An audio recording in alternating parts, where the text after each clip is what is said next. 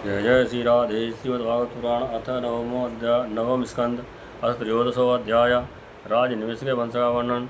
श्री सुखदेव जी कहते हैं, परीक्षित इच्छाओं के पुत्र थे निम। उन्होंने यज्ञ आरंभ करके महर्षि वशिष्ठ को ऋध्वज के रूप में वर्ण किया। वशिष्ठ जी ने कहा कि राजन, इंद्र अपने यज्ञ के लिए मुझे पहले ही वर्ण कर चुके हैं। उनका यज्ञ पूरा करके मैं तुम्हारे पास आऊँगा, तब तक तुम मेरी प्रतीक्षा करना। ये बात सुनकर राजा निव चुप हो रहे और वशिष्ठ जी इंद्र की यह कराने चले गए। विचारवान निमि ने यह सोचकर कि जीवन तो क्षण भंगुर है, विलंब करना उचित न समझा और यज्ञ प्रारंभ कर दिया। जब गुरु वशिष्ठ जी ना लौटे तब तक के लिए उन्होंने दूसरे ध्वजों को वर्ण कर लिया। गुरु वशिष्ठ जी जब इंद्र का यज्ञ संपन्न करके लौटे तो उन्होंने देखा कि उनके शिष्य निम्न ने तो उनकी बात न मानकर यज्ञ प्रारंभ कर दिया था। उस समय उन्होंने साँप दिया कि निम्न को अपनी विचारशीलता और पांडित्य का बड़ा घमंड है, इसलिए उसका शरीर पात हो जाए। निम्न की दृष्टि में गुरु वशिष्ठ का यह सांप धर्म के अनुकूल नहीं प्रतिकूल था, इसलिए उन्होंने भी सांप दिया कि आपने लोभवश अपने धर्म का आदर नहीं किया, इसलिए आपका शरीर भी गिर जाए। ये कहकर आत्मविद्या से निपुण ने अपने शरीर का त्याग कर दिया। परीक्षित, इधर हमारे वृद्ध प्रपितामह वशिष्ठ जी ने अपना शरीर त्याग करके मित्रा वरुण के द्वारा उर्वशी के गर्भ से जन्म ग्रहण किया। राजा निम के यज्ञ में आए हुए श्रेष्ठ मुनियों ने राजा के शरीर को सुगंधी वस्तुओं में रख दिया।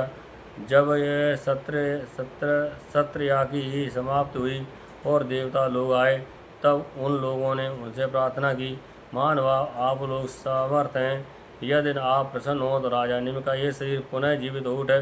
देवताओं ने कहा ऐसा ही होगा हो। उस समय निम ने कहा ऐसा ही हो। उस समय निम ने कहा, मुझे देह का बंधन नहीं चाहिए। विचारशील मुनि अपनी बुद्धि को पूर्ण रूप से श्री भगवान में ही लगा देते हैं और उन्हीं के चरण कमलों का भजन करते हैं। एक ना एक दिन ये शरीर अवश्य ही छूटेगा। इस भय से भीत होने के लिए कारण भी इस शरीर का कभी संयोग नहीं चाहिए। वे तो मुक्त ही होना चाहते हैं। अतः मैं अब दुख, शोक और भय के मूल कारण इस शरीर को धारण नहीं करना चाहता। जैसे जल में मछली के समान मछली के लिए सर्वत्र ही मृत्यु के अवसर हैं, वैसे ही इस शरीर के लिए भी सब कहीं मृत्यु ही मृत्यु है।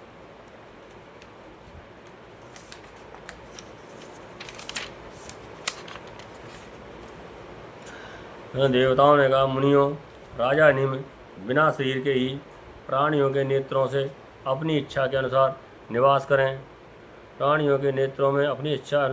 करें। वे वहाँ रहकर सूक्ष्म शरीर से भगवान चिंतन करते रहें। पलक उठने और गिरने से उनके अस्तित्व का पता चलता रहेगा। इसके बाद महर्षियों ने सोचकर कि राजा के न रहने पर भी लोगों में अराजकता फैल जाएगी, निम के शरीर का मंथन किया। उस मंथन से एक कुमार उत्पन्न हुआ। जन्म लेने के कारण उसका नाम हुआ जनक। विदेह उत्पन्न होने के कारण वेदेय और मंथन से उत्पन्न होने के कारण उसी बालक का नाम मिथिल हुआ। उसी ने मिथिलापुरी बसाई। परीक्षित, जनक का उद्वास और उनका नंदिवर्धन का सुकेतु, उसका देवरात का बृहद का महावीर का सुधृति का धृष्टकेतु का हरिश और उसका मरु नाम का पुत्र हुआ। मरु से प्रतीक से कृतरथ से देवमीण से विश्व और विश्रुत से महाधुति का जन्म हुआ। महाधुति का कृतरात का महारोमा का स्वर्णरोमा का पुत्र हुआ हर्षरोमा। इसी पर हर्षरोमा के पुत्र हुए महाराज क्षीरध्वज थे। वे जब यज्ञ के लिए धरती जोत रहे थे, तब उनके शरीर हल के अग्रभाग फाल से सीता जी की उत्पत्ति हुई। इसी से उनका नाम हीरध्वज पड़ा। हीरध्वज के कुशध्वज, कुशध्वज के धर्मध्वज, धर्मध्वज के 2 पुत्र हुए, कृतध्वज और मितध्वज। कृतध्वज के केसी ध्वज और मितध्वज के खाड़िक के ध्वज खाड़िक हुए। परिच्छद केसी ध्वज आत्मविद्या में बड़ा प्रवीण थे। खाड़िक के था कांड का मर्मज्ञ। वह केसी ध्वज से भयभीत होकर भाग गया। केसी ध्वज का पुत्र भानुमान और भानुमान का शतधूम्न हुआ, शतधूम्न था।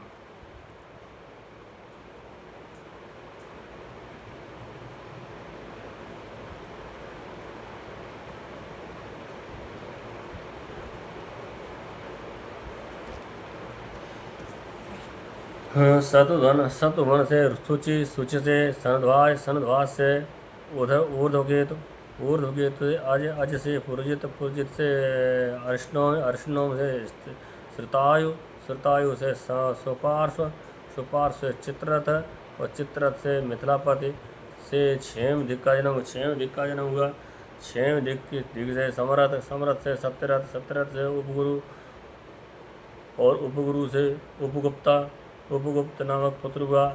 ये अग्नि का अंश था। उपगुप्त का वस्वनंत, वस्वनंत का यूथ, यूथ का सुभाषण, सुभाषण का श्रुत, श्रुत का जय, जय का विजय और विजय का ऋत नामक 2, विजय का ऋत नामक 2 पुत्र हुआ। ऋत का सुनक, सुनक का वीधव्य, वीधव्य का धृत्य, धृत्य का बहुलाश्व, बहुलाश्व का कृत्य और कृत्य का पुत्र हुआ महावशी वर्षित। ये मिथिलेश के वंश में उत्पन्न सभी नरपद मैथिली कहलाते थे।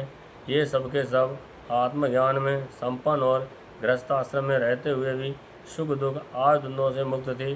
क्यों न हो, याग बलिक आदि बड़े बड़े योगेश्वरों की इन पर महान कृपा जी थी। इस श्रीमद्भागवते महापुराणे परमहंसायां संहितायां नवम स्कंदे निमिवंशानुवर्णनम नाम 13 अध्याय। जय श्री राधे।